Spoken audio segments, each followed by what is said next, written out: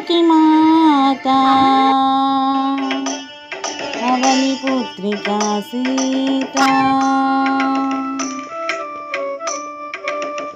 అమ్మ జానకి మాత అవని పుత్రికా సీత అందాల సుగుణాల కలపోత ఆదర్శమే అందరికీ నీ చరిత నీ చరిత నీ చరిత అమ్మా జానకి మాత అవని పుత్రికా సీత మిథిలా నగరంలో జనకుని కూతురిగా అయోధ్య రాజ్యంలో దశరథుని కోడలిగా మిథిలా నగరంలో జనకుని కూతురిగా అయోధ్య రాజ్యంలో దశరథుని కోడలిగా సకల విద్యలలో సాధన ఉన్నా సర్వ సౌఖ్యములు నీకున్నా సకల విద్యలలో సాధన ఉన్నా సర్వ సౌఖ్యములు నీకున్నా అణకువతోనే మెలిగావు అందరి మన్నన పొందావు అణకువతోనే మెలిగావు అందరి మన్నన పొందావు అమ్మా జానకి మాత అవని పుత్రికా సీత అందాల సుగుణాల కలపోత ఆదర్శమే అందరికీ నీ చరిత నీ చరిత నీ చరిత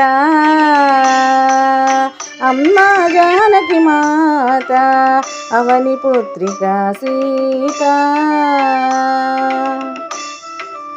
తెల్లారితి పట్టపురాణిగా అయ్యే అవకాశం నడిరే తిరిగడియల్లోనే తెలిసే వనవాసం తెల్లారితి పట్టపురాణిగా అయ్యే అవకాశం నడిరే తిరిగడియల్లోనే తెలిసే వనవాసం భోగభాగ్యాలు విడిచెలుతున్నా అడవిదారులు నిన్ను రమ్మన్నా భోగభాగ్యాలు విడిచెలుతున్న అడవిదారులు నిన్ను రమ్మన్న పతి చెంత చాలనుకుంటూ కదిలావు రాముని వెంట ఇదిలాగా ఆలోచించి మురిసావు నీ సకుడెంట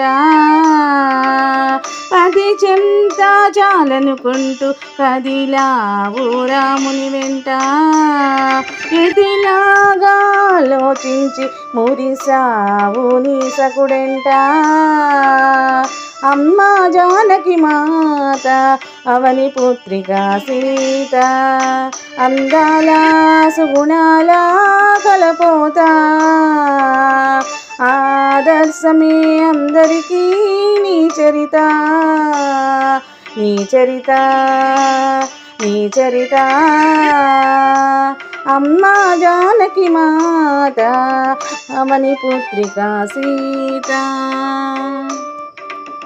రావణుడే మోహించి చేశాడు నిన్ను అపహరణం రాఘవుడే నిన్ను విడిపించి కూల్చాడు లంకా శిఖిరం రావణుడే మోహించి చేశాడు నిన్ను అపహరణం రాఘవుడే నిన్ను విడిపించి కూల్చాడు లంకా శిఖిరం ప్రాతివచ్య పరీక్ష అంటూ కోరినా ఆత్మాభిమానం అవమానంగా చూసిన ప్రాతివచ్య పరీక్ష అంటూ కోరినా ఆత్మాభిమానం అవమానంగా చూసిన అగ్నిని కూడా నీవు మంచుగా మార్చావు ఏది అంటక నీవు యోగైపోయావు అగ్నిని కూడా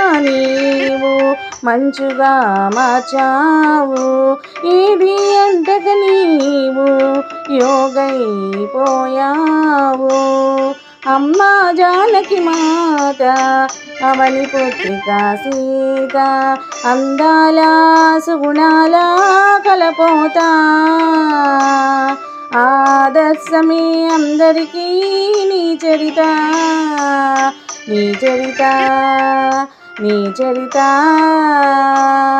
అమ్మా జానకి మాత అవని పుత్రిక సీత, అమ్మా జానకి మాత అవని పుత్రిక సీత. సీతమ్మ తల్లి బాల్యంలో గడిపిన ఆనందమే ఆనందమని చెప్పుకోవాలి. ఎందుకంటే తను పెళ్ళైన కానించి ఎన్నో బాధలను అనుభవిస్తూ వచ్చింది.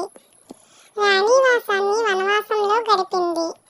లంకలో రాక్షసుల మధ్యన బతికింది.